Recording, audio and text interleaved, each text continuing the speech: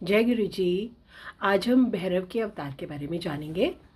तो यहाँ पर नंदीश्वर जी सुनित कुमार जी को कथा सुना रहे हैं और वो भैरव जी की कथा सुनाते हुए कहते हैं, ये कथा सुनने से शिव में भक्ति दृढ़ होती है। वो कहते हैं भैरव जी जो है वो शंकर जी के पूर्ण रूप हैं, परंतु शिव की माया से मूर्ख लोग उनको वैसा नहीं जान पाते।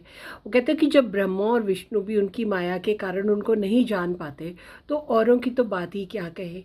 तो उनकी माया के कारण मनुष्य उनकी पूजा नहीं कर पाता, और जब वो स्वयं चाहते हैं तभी व्यक्ति उनकी को आत्मज्ञान होता है और वो उनको जान पाता है।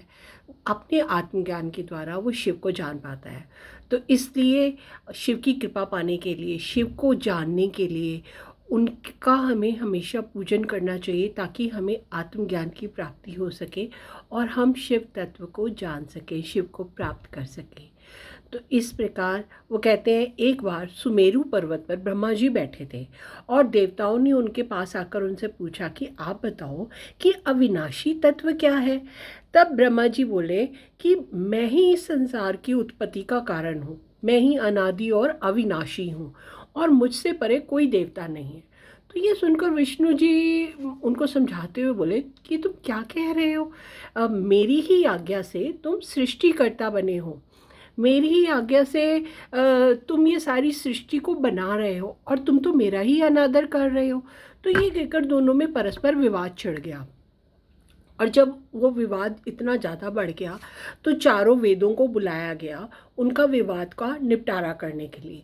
तो चारों वेद मूर्ति का रूप लेकर आए और बोले, जिसके अंदर समस्त भूत निहित है, जिससे सब कुछ प्रवृत्त होता है और जिसको परम तत्व कहते हैं, वही केवल एकमात्र शिव है।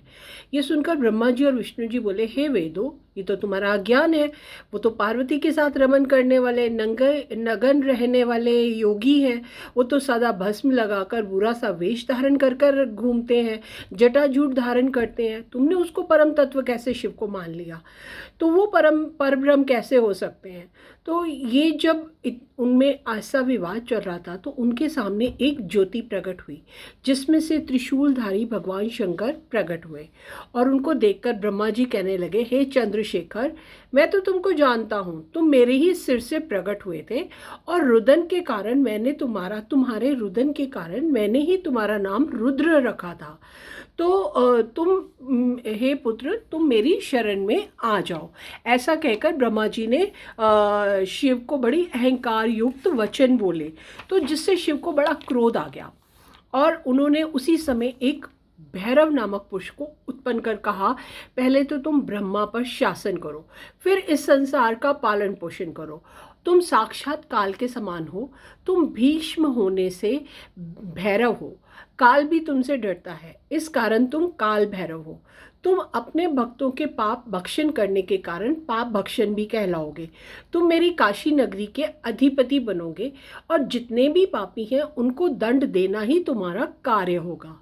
तो शिव जी के ऐसा कहते ही काल भैरव ने उसी क्षण अपने बाएं हाथ की अंगुली के नाखून से ब्रह्मा का पांचवा सिर काट दिया। जब ब्रह्मा का पांचवा सिर कट गया तो एकदम डर गए और वो शतरुद्र का पाठ करने लग गए, शिव का मंत्र जाप करने लग गए और उनको और ब्रह्मा को और विष्णु को ज्ञान हो गया और कि शिव ही ब्रह्म रूप है। उनका सारा अहंकार मिट गया। तब वो उनकी आराधना करने लगे तो शिव ने उनको अभयदान दिया। इसके बाद शिव ने भैरव से कहा कि तुम ब्रह्मा के पांचवें कपाल को धारण करके इनके आश्रित हो भिक्षा मांगते हुए अपनी ब्रह्म हत्या के पाप को दूर करो। ऐसा कहते हुए महादेव ने उसी समय एक ब्रह्म हत्या नामक कन्या को उत्पन्न कर दिया और भैरव से बोले कि जब तक तुम चाहो घूमते रहो और इस कन्या के काशी पहुंचने से पहले तुम भयंकर रूप बनाकर काशी को पहुंच जाना और ये कन्या के काशी पहुंचने पर इसको वहां पर अंदर मत आने देना और इसको कहना कि ये काशी छोड़कर कहीं भी चली जाए। भगवान शंकर की आज्ञा से भैरव ने कपालिक व्रत धारण किया और तीनों लोकों में भ्रमण करने लग गए, परंतु ब्रह्म हत्या ने उनका पीछा नहीं छोड़ा। वो जहाँ जहाँ जाते ब्रह्म हत्या रूपी वो जो कन्या थी वो उनके पीछे पीछे आती रही।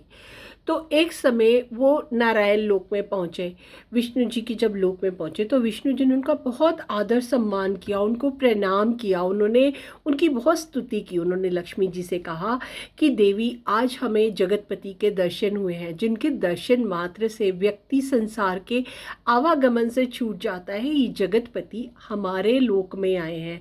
तो उन्होंने उनकी बहुत स्तुति की, बड़ी आराधना की और उन्होंने कहा कि इन्हें योगी जन समाधि में इन्हीं को देखते हैं अपनी। और विष्णु जी ने उनसे बोला कि हे त्रिलोचन, हे सर्वज्ञ, आप मेरे को बताएं कि आप किस लिए भ्रमण कर रहे हैं।